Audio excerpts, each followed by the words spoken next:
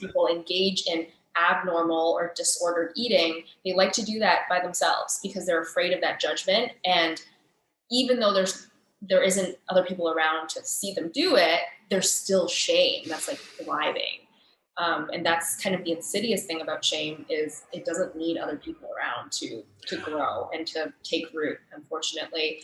And speaking about, exercising, it's funny that now exercising and like sweat is such an accepted thing. I remember when I first started CrossFit, which is where we met, that to me was so weird. I was like, why would you want to work out in a class with other people? They can see you sweat and grunt and struggle. That's so embarrassing. Like, I'd rather do P90X in my living room.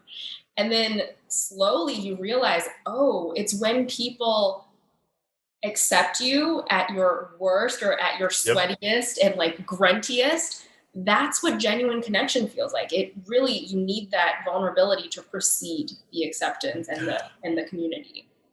It's 100% true. I had so many compulsions around exercise when I struggled with my mental health that I didn't even realize were compulsions at the time. But yeah, I wouldn't sweat at the gym.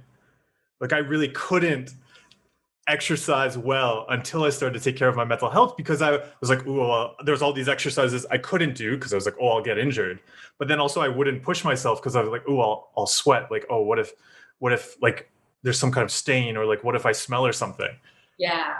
And CrossFit was so useful in many ways. You're just going to work out whatever that experience is like. You're going to have it, but also you're going to push through and do things that you don't think are possible. Exactly. And you're going to do that around people, and so you'll fail a lot, and that's great. And everyone's like, yay. Yeah, I think part of what was successful about that environment is there wasn't any mirrors in the workout space. Yes. You weren't watching yourself. You were watching maybe other people, and it didn't cross your mind that like, oh my God, that person's so sweaty. Look how much weight they're lifting, but like, look at how much they're sweating. You're always like, oh my God, they're doing muscle ups and they're running so fast. That's so cool. And it's just reframing your, I guess, in a way, your identity, right? In the way that you identify yourself too, because you see it modeled in someone else. This is Everybody Has a Brain, where we explore the experience of having a human brain. This week, my guest is Chen, and I am really curious about Keren's experience of recovery and building a healthy relationship with food and exercise.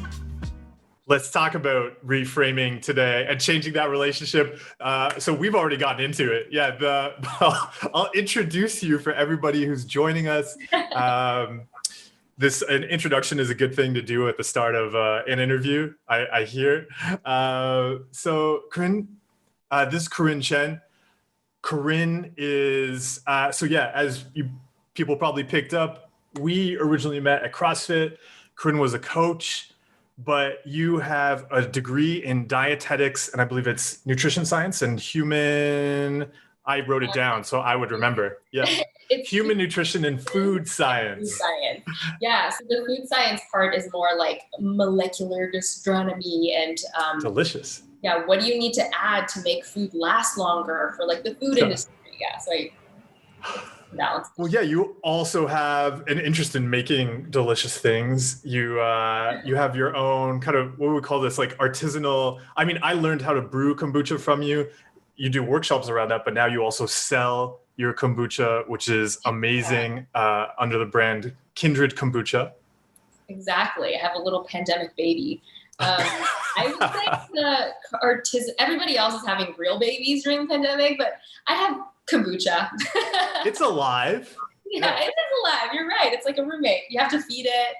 I would call it artisanal, nutritionist approved kombucha. And on top of that, you are getting a certification right now in CBT.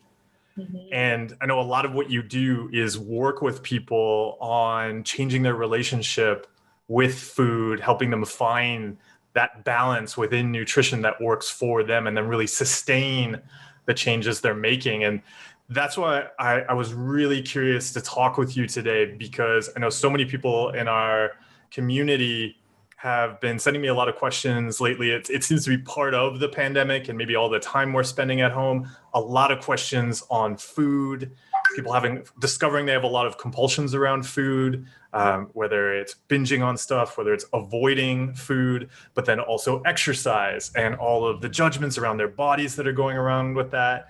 Getting caught up on rules around food, like this is the right food, or rules around exercise, like I must exercise in this perfect way or else it's a disaster. And then when they don't exercise in the perfect way, they just ditch it all.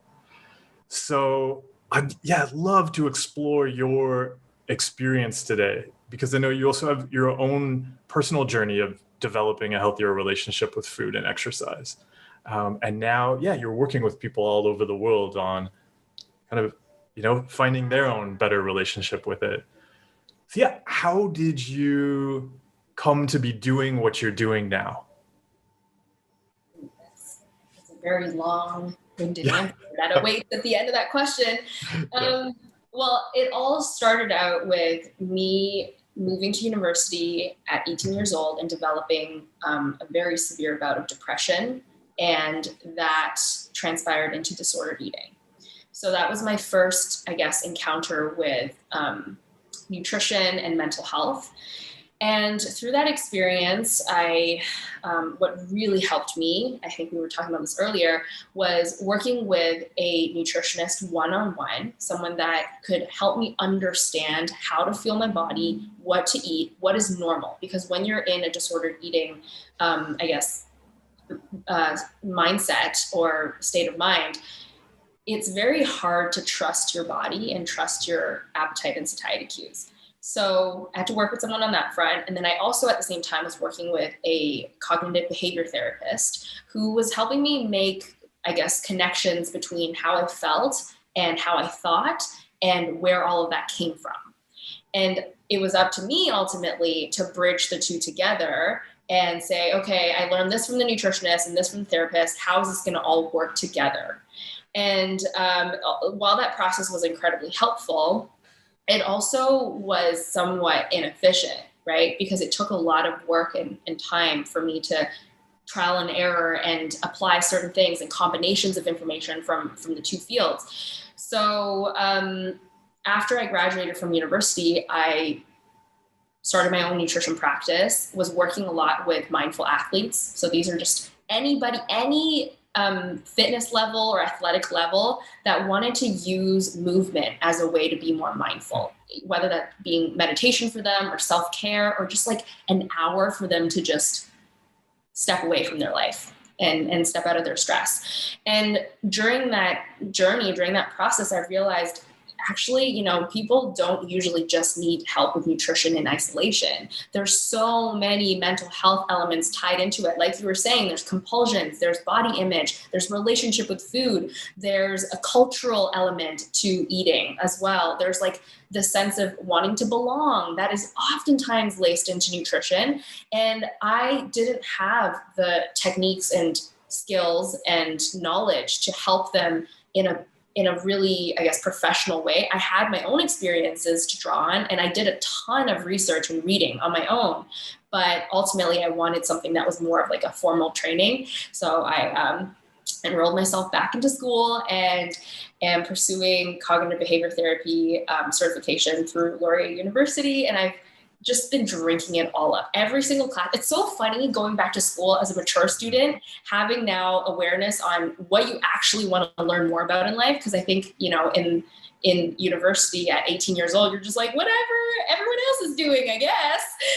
And so this time around, I actually am so connected to what I'm learning in school. I'm like that eager person that's like asking questions on discussion boards, and I'm like submitting my homework way in advance. It's so funny. But all that to say, it kind of led me to this point where I feel like there's a convergence of two fields that I feel super strongly about into a single practice for me. There's so much in there you touched on. That's great. So one, I know what you say about going back to school now, really it should be more common that we go back to school, say, like kind of, I don't know, after 10 years of being out of school or something, because you're just so much better at it.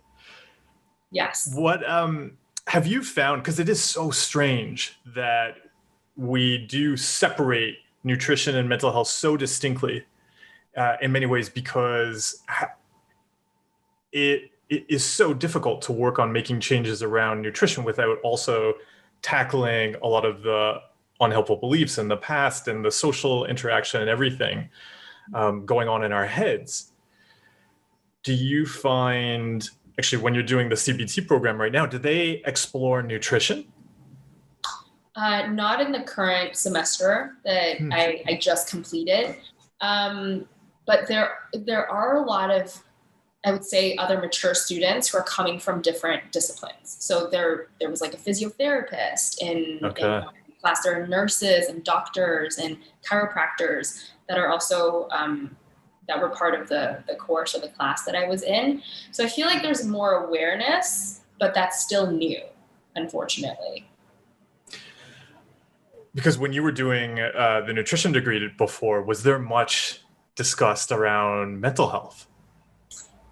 Not done well, to be honest. Okay. You know, there was like one course that was about professional practice or professional development, and we spent a couple of weeks talking about empathy and active listening, but never on actual problem solving within mental health.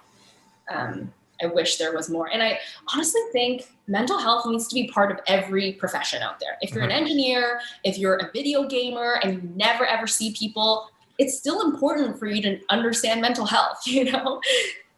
100%. What really helped me was seeing that the changes I had to make, even around what would be like labeled as severe mental health issues, were just human changes. And that anytime we're changing anything, that's about mental health, and the difficulties with change are about mental health, and then the difficulties with sustaining those changes are about mental health. And if we don't look at that, then it's just so natural that we would end up kind of falling back into those old habits. Yeah. And I think oftentimes mental health has this connotation that it's for other people. You know, if I have better mental health, then I'm easier to deal with, other people will like me more, etc. When really it's for yourself. It's allowing you to have the words to communicate how you feel. Instead of just, I am happy, I am sad, I am good, I am bad. There's so much nuance to the human experience that you can now communicate and relay and help other people understand and empathize with you, rather than being so siloed and isolated in your little island. And so many, it's great. Even earlier, you were mentioning how a lot of food has to do with that kind of the social element of it. And so many of our anxieties, in some ways, I know for me, looking back at a lot of the food compulsions I had, I can see in many ways I was trying to control social anxieties. But it was this idea, not knowing how to control what was going on in people's heads. Food became kind of like a ritual. Okay, I don't control that, but I am going to control this, and then I feel like I've somehow controlled the uncontrollable. Yes, and that slippery slope is incredibly easy to go down, because food is something you have to deal with. You have to grapple with on a daily basis. If you don't, you die. It's that simple. And so there's a lot of opportunity for triggers and for temptations and for deviation. Right. So it's really easy. Whereas it's like, if you, I don't know, never wanted to smoke weed or do hard drugs, you could put yourself in an environment where you're rarely ever exposed to that. But with food, you can't. You have to grapple with it on a daily basis. So it's so easy for it to become a mechanism for control and soothing and etc. So even you have a great podcast episode. So as well, other awesome things you do. You have a podcast called Booch Please. You have a great episode on there where you explored your experience with depression and disordered eating, and in it you were talking about how it was trying to use control in all of these different ways, like food being part of it, but also like I'll just study obsessively, being these ways to control being lovable. Like we develop these equations. And I see it across the board. We do it with food, but all sorts of other things where we're like, if I do this thing, then I'm going to get this thing that I want. So then what helped you start to break that? Like whether it's around other people in social situations, but even alone. Yeah, what helped you start to break those equations? Great question. First of all, even being aware that the equations exist, because we're 100%. so inundated and we're so modeled with unspoken rules in society, right? We all know it's not okay to run around naked on the street in broad daylight on Queen West here in What? Toronto. Yeah. Everybody that's listening, just so you know, I know some of you did not know that. Yeah, Breaking remember news. that. But like, Yeah. there's a social, unacceptable like element to certain Yeah. things, and then a lot of things are so insidious and not obvious. I think with the pandemic, we've realized that systemic racism is one of them.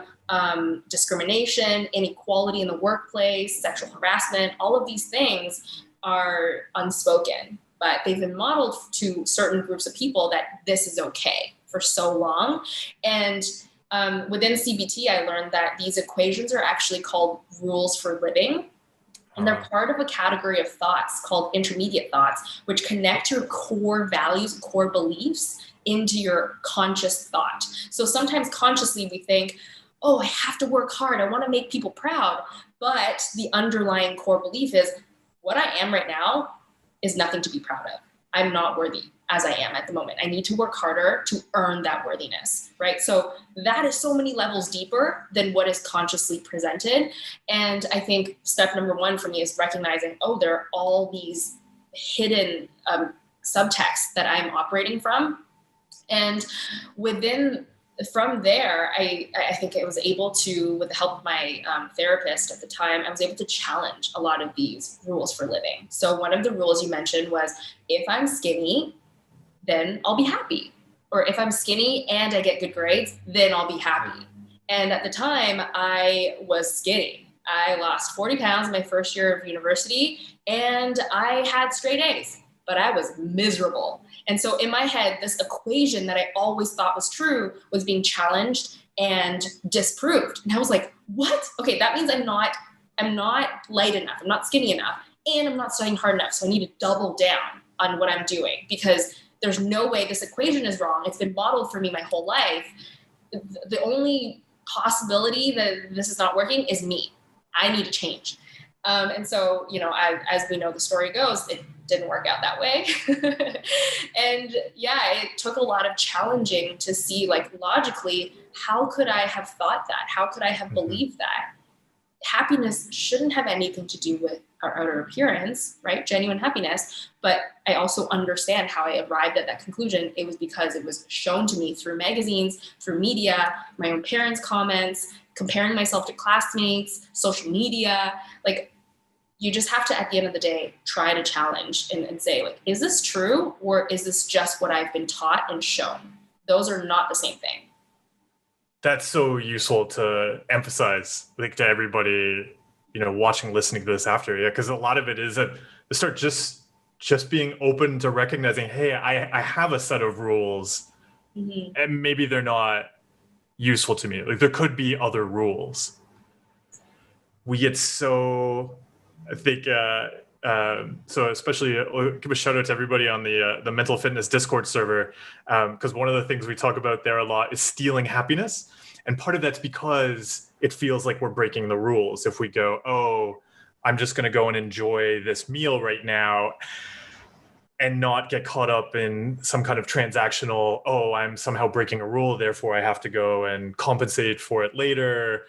Yeah. We can just go and enjoy it, but it feels like stealing.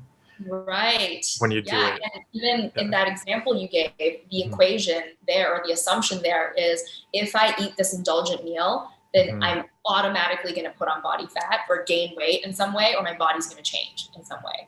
And as a nutritionist, I can tell you, your metabolism in your body doesn't work that way. So yeah, if we just break it down and look for facts and evidence, then we can see that a lot of these are built on faulty information.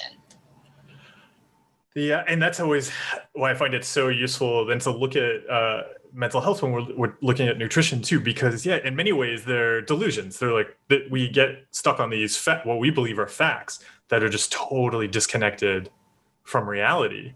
But if we violate one of these rules, we treat it like, yeah, we've actually done something real. And in fact, Yeah. it's like totally invented.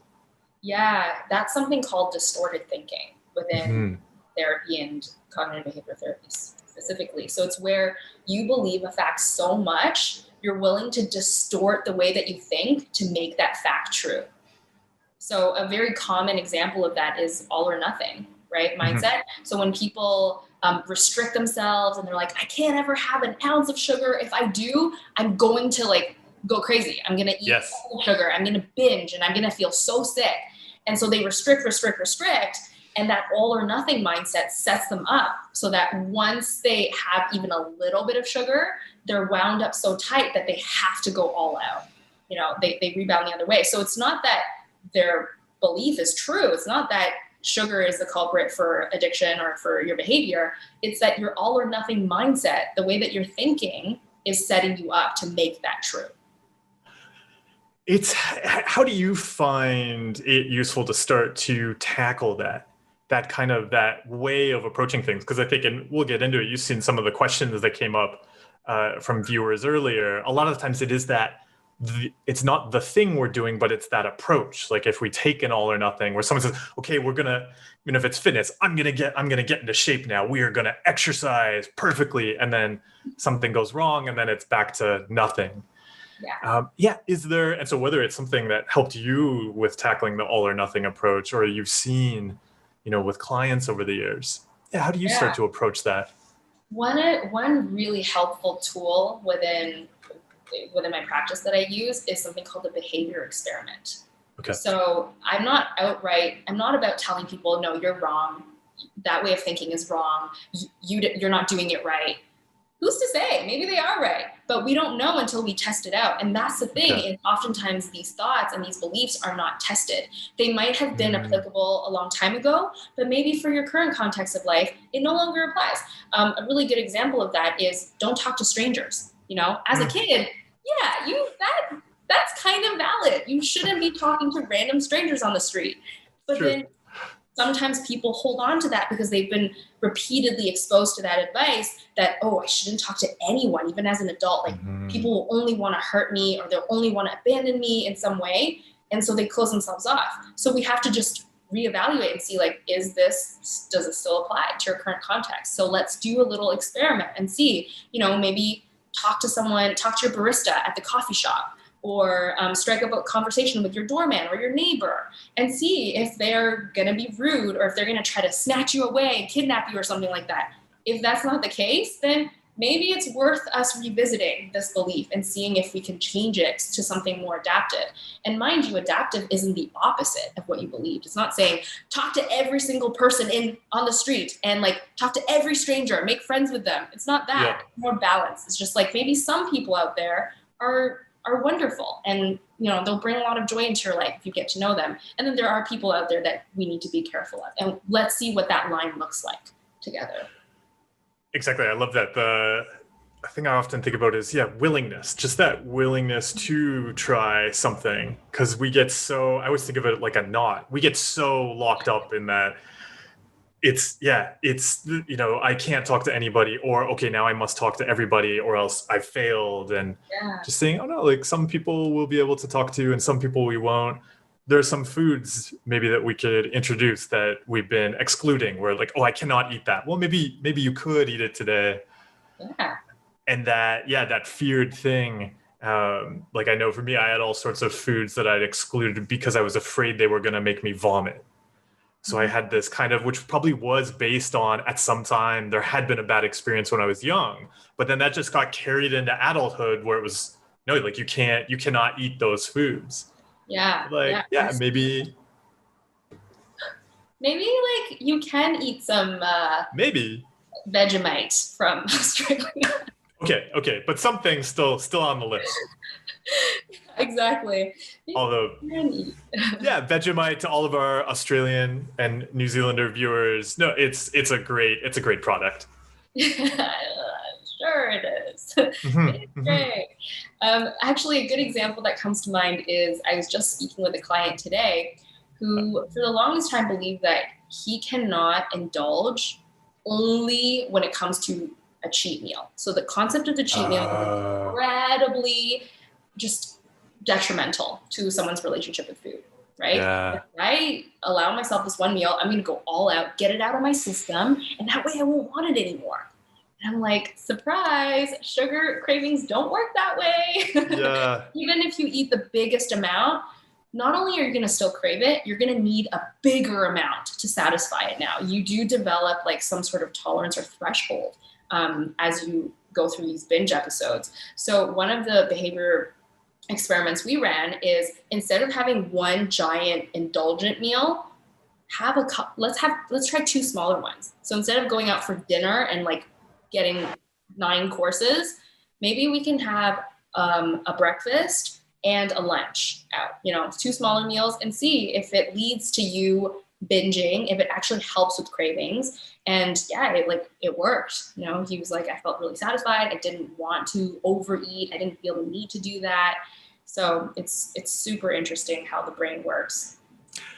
I think the whole idea behind cheat meals too, I think that's one area where sometimes I see it kind of being fueled by social media, because we do absolutely, the epic cheat meal makes this incredible photograph and people go, wow, but really there's such a performance around cheat meals. Yes.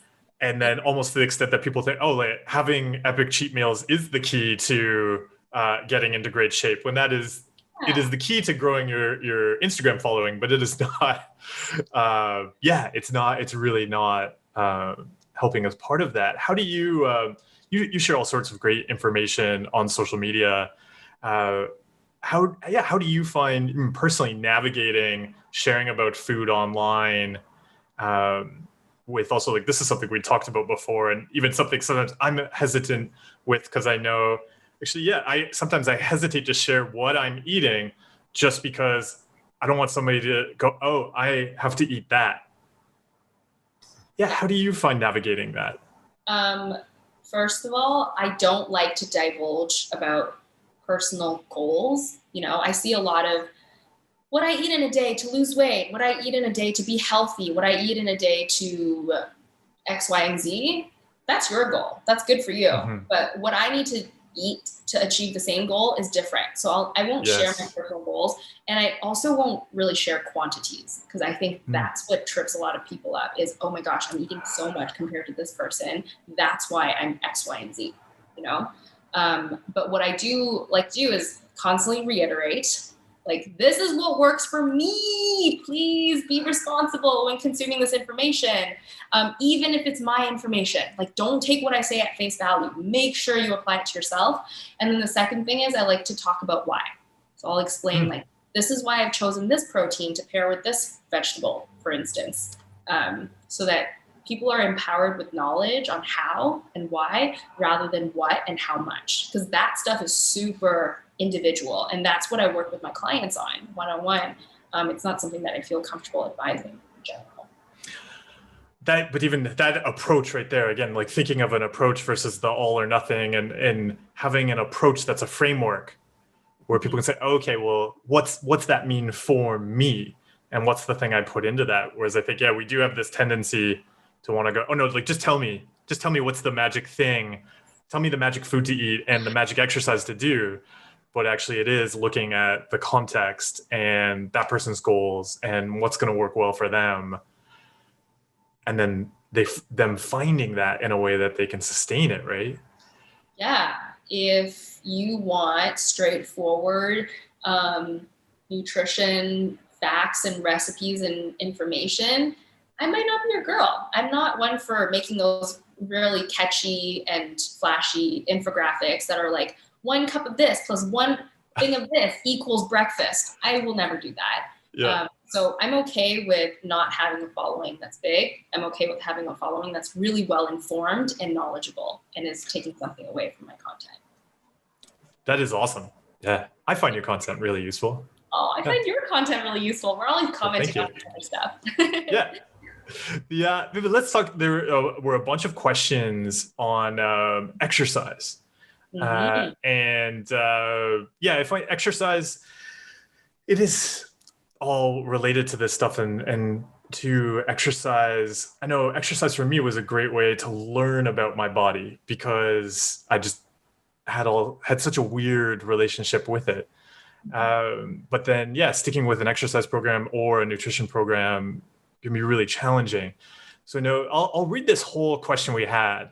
So, one of the members of the Mental Fitness Discord server sent this in, and there's a bit of an explanation here. So, I said, what I would like to ask is how Corinne changed her fuel for her healthy habits and kept doing healthy stuff like exercising or eating well without doing that for external validation.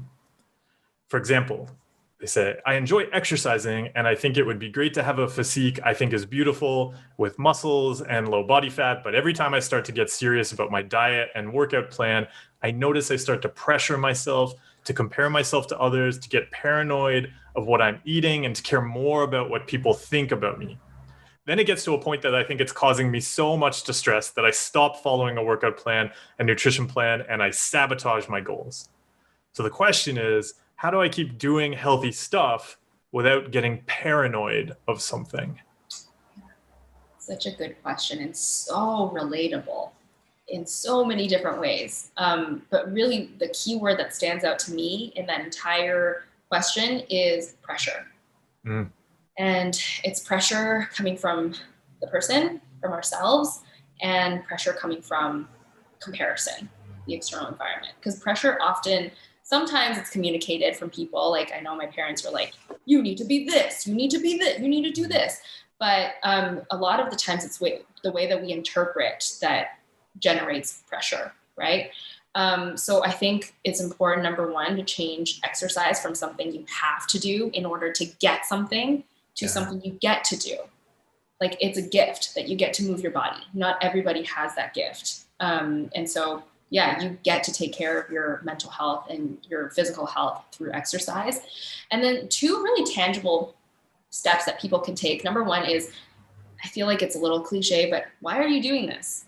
If you're doing this for yourself, truly at the end of the day, why does it matter that someone else is lifting more weights or looks better in a bikini, which is subjective, than you, if you're really doing this for yourself? And then secondly, I think this is something that gets lost so often, is we need to diversify our definition of health and self-care to beyond exercise and nutrition to alleviate that pressure. If exercise and nutrition are your only ways to quote unquote take care of yourself, and you're not doing one of them perfectly as planned, then yeah, you're going to notice it and you're going to be really disappointed by it. But if you have a really big roster of self-care activities that help you feel better, that you can rely on, then if nutrition and exercise aren't maybe done 100% perfectly, then you can fall back and see, oh, I'm doing these other things. So I am actually well taken care of. I am doing a good job at having my own back. These two categories are just small things on a big list. So, examples of that would be like, I love going for walks. I love taking baths, even in the summertime. It's so weird. And sometimes I really like to draw or color too. So those are examples. Like, if I can't get a workout in today, it doesn't mean that I failed, because I can fall back on these other avenues of self-care. It is funny how we get so narrowly focused on just, and it is probably, again, the messages we get from the media and so on, where we think, oh, these are the only things you can do to take care of yourself. But actually, that's so great to emphasize. There's so much else you can do. Mm-hmm. How do you find when you're, with yourself or working with clients, helping them navigate, because it's quite often the case, right, that someone will start doing something for, say, a week or something, or 2 weeks, and then it starts to just not happen as much, and then it's not happening at all. Yeah. Yeah. Is there anything that really, even think of yourself, what helps you sustain something? For me, I need external accountability. Okay. A lot of people can be self-motivating out there, or there are people that don't that are able to pull on their why, and that is compelling enough for them to continue a behavior. I don't work that way. Like, I like to run only if it's with other people and if there's snacks at the end of it, you know? So just like Yes. having accountability is really, really important for that reason. And then also being okay with starting small. I think that's a huge mistake that people always, always overlook when it comes to health and wellness, even with an exercise. You know, you don't have to show up on the first week and do every workout as prescribed. You can ask for modifications so you're not as sore and you have that mental, like, you know, what's it called? Affinity for what you're doing. It's not just storing your body so much that you're like, I'm so sore and I hate this, that you actually are like, I do feel more energetic. My body feels great. I feel limber. Yeah, I do want to go back for more. So being able to start small is great. And another thing is like, there's so many ways to do the same thing. You know, if CrossFit isn't for you, if you tried Zumba for a week and you're like, this isn't really my thing, guess what? There's spin, yoga, run, there's jazzercise, there's like water aerobics. There's all these different forms of what you want to accomplish. So as long as you know why you're doing it, you can find alternative avenues to that thing. There's both of those. That's starting small and recognizing that there are so many different ways to do this are both so useful. And I think they sometimes get lost a lot in mental health too. Because one, yeah, we understand in fitness, yeah, like somebody might really like running and that's how they get into shape. But that doesn't mean that somebody else has to run. Like you may like swimming, you might like dancing. Like there's so many different ways to build skills and capacity. Yeah. And I actually think that's a really good barometer for a good nutritionist, trainer, or therapist in general, is looking for someone who has a lot of different ideas on how to get you to your goal. Because life happens. Sometimes I start with working with a client and then they're like, oh, by the way, I just found out I have to move across the country for this new job. Yeah. And so now we have to pivot. Okay, the grocery store that you usually go to isn't going to be your go-to grocery store anymore. We have to find another one. Or the routine that used to work, you used to meal prep on Sundays, that's not going to work. Okay, how do we pivot? How do we find another solution to solve this problem? Like there's always, always a way. You know, where there's a will, there's a way. And whoever you hire to support you in your life should understand that. Totally. And I think on the starting small point, there's another question from the Mental Fitness Discord server. And I'll say anybody on Twitch, shout out to everybody that's listening right now on Twitch. If you have any questions, throw them up there in the chat and we'll get to them. But I know the starting small really touches on a question that was asked on the server. And here it is. They'd say, I'd love to know what Keren recommends for a total exercise noob like me who feels overwhelmed just by the word CrossFit, which, understandable, that's okay. And who has never had a consistent exercise practice and who maybe actively dislikes exercise. Yeah, one thing I'll say is we all dislike things we're not good at. So I can completely see why you feel overwhelmed by just the word CrossFit. And I actually used to be awful at sports in high school. I was the person that would come up with all kinds of excuses to get out of gym class. I'd be like, oh, I stubbed my toe last night. I can't play soccer. Or like every single day my PE teacher would be like, okay, what is it today, Keren? Let's hear it. Let's hear the excuse. And it wasn't because I didn't really want to do it. I actually really wanted to, because I wanted to feel like I belonged in class, but it was because I wasn't good at it. And I didn't have the growth mindset to ask for help, to be like, okay, I don't know how to dribble a ball. Can you show me? Or can you work with me for an extra 15 minutes after class on this? And so maybe that means like finding someone to help you really like one-on-one until you feel comfortable. And then the other thing is, again, being okay with starting small. So if you go into a CrossFit class, for example, let them know, I actually actively dislike exercise. So please, please, please tone this down for me and ease me into it. And if you ask for progressions or if you ask for baby steps, like I'm hard pressed to think of anyone who will deny you of that. And if they are pushing you to do something you're uncomfortable with, you're not in the right place. And that's not your fault either. So all that to say, I think You just got to take that first smallest step possible, the smallest step it takes for you to feel like this isn't so bad. For some people, that means just laying out their outfit first thing in the morning before their morning class so that they'll actually commit to going. And then for other people, it means just showing up. If you show up and you're like, I don't like this workout, I'm going to change everything about it. That's fine. You showed up. The bar is so low. A lot of people are just afraid of being seen start too small. There's no shame in that whatsoever. Yeah, and I think that's where you see that pressure we put on us that the previous question was talking about. Because I think, if we pick some kind of big goal, like I have to go and I have to do all of these exercises perfectly. And so, suddenly there's all of this pressure. And of course it's going to be difficult. And then the shame kicks in and we're like, oh, I can't go because I won't do it perfectly. I'll do it wrong. I don't want to do it wrong. Yes. And then we don't do it. And that kind of actually relates back to the rules for living or the equations that we have in our head. If I don't do this exercise correctly, then I am not good enough. That equation, if we break it down, does it actually mean you're not good enough that you can't do a squat yet on your first try? No, actually. So we can really break it down when we lay it out in that format, in that way.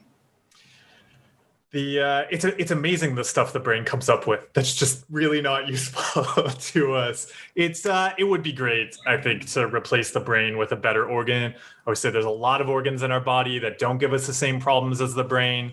Unfortunately, we're stuck with the brain as being the only one that comes up with thoughts and remembers things.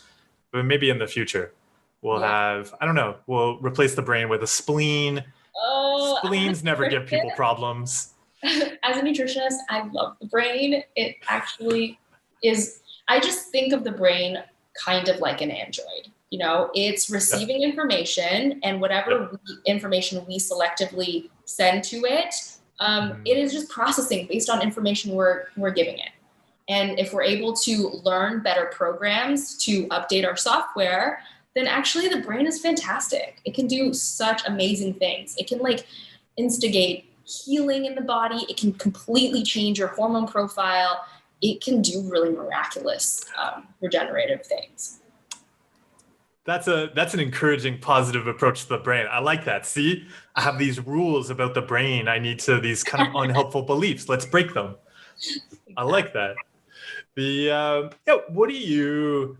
I think everybody is coming out of, or not everybody. Some people are going into it. I know, thinking about the past year plus of the pandemic has really, thrown a lot of people's exercise, practices off, but eating has changed.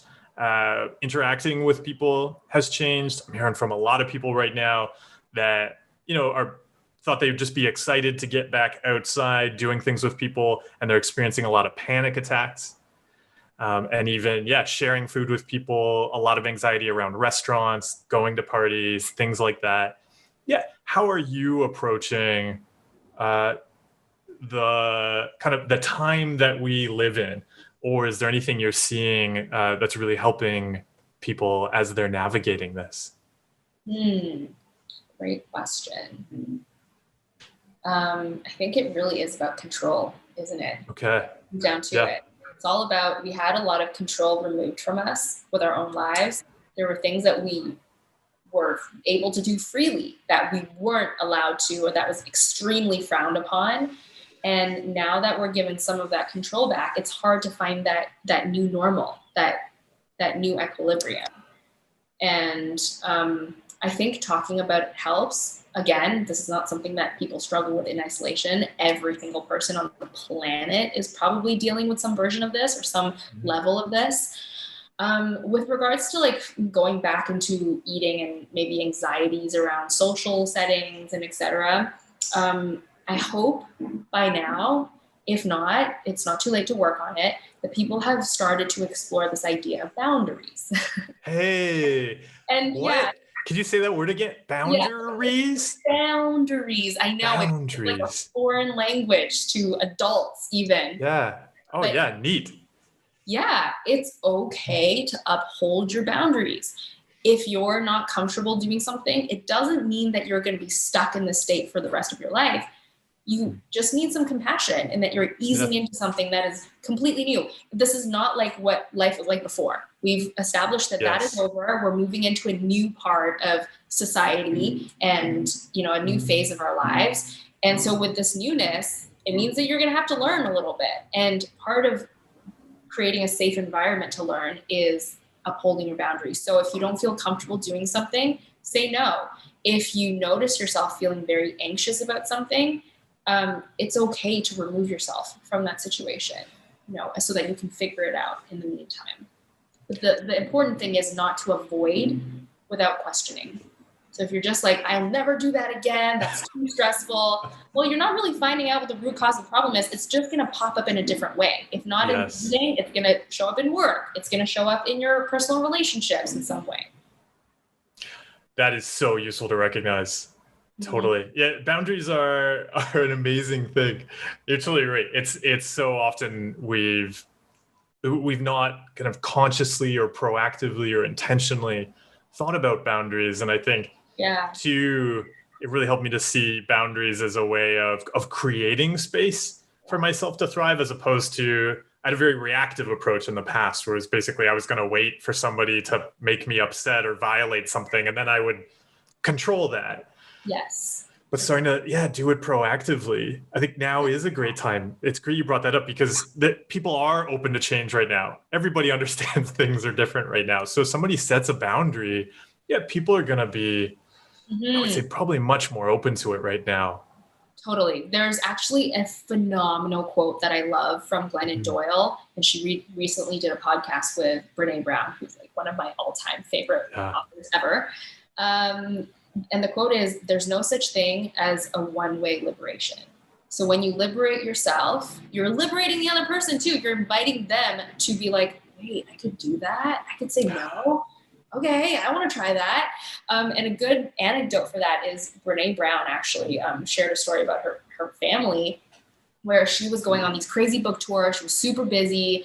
And one day she had to miss her son's swim meet. And he was inquisitive. He was like, well, why weren't you there? And she explained to him, like, mommy's been super tired. I just needed some alone time to recuperate and to be there for you. And so for his birthday that year, he made a list of things he wanted. And one of the things was alone time. And she was like, what is this about? And he was just like, I didn't know we could ask for that. I would love some alone time, and we're constantly modeling for not just children, but other adults in our lives that it's okay. I'm not going to be offended if you ask for your boundaries, if you're not offended when I ask for my boundaries. That's amazing. It's so true. It's so, especially right now, so often when we are running into interactions with other people, they're really trying to control some anxiety, some uncertainty right now too. And so, when you proactively set a boundary, people are all just so relieved. Realize, and also they understand now where the boundary is, because they're probably doing the thing they're doing because they don't know what they can do or what they should, like, it's wrapped up in all sorts of anxiety and uncertainty. Setting boundaries is just so beneficial to everybody involved. Really. And if people are offended that you've set your boundary, it has nothing to do with the boundary itself or you. It's because they are triggered and insecure about something that they haven't yet maybe realized. Totally. It's totally true. I know we're coming up on the end of time. And Keren, I wonder, we'll get into a second just where everybody can find you and the kind of, so they can connect with the awesome things you're doing. But I'd love to know, what are you most excited about right now? Doesn't matter if it's food related, mental health related, whatever. What are you really excited about right now? Number one, hugs. As someone whose love language is physical touch, I feel very deprived. Hugs, and then also eventually, I think being able to travel with ease and safety again, that would be wonderful. And immediately, I'm excited about the summer, and I'm excited about drinking kombucha. all summer long. Drinking kombucha all summer long. So hopefully, yeah, you'll get to like interact with people again Yeah. around kombucha. Kombucha is amazing. Yeah, we can give a shout out to that. I really enjoy it because, in part, I've done a video on this. In one, kombucha was great because I had all sorts of like germ phobias and stuff like that. I think brewing your own kombucha is yeah, a great opportunity to, if I make something nourishing for myself, but also, yeah, in the past, it's not something I would have done. Yeah, why do you love making kombucha? For me, it started off as a way to just take care of my health in a very Okay. tangible way. It's like if I do this every week, then my gut feels great. And I love that. So let's keep it going.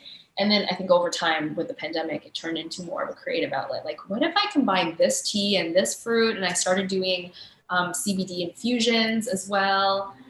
And it's just been really fun, like having an outlet and a way to problem solve that's not so high stakes, you know.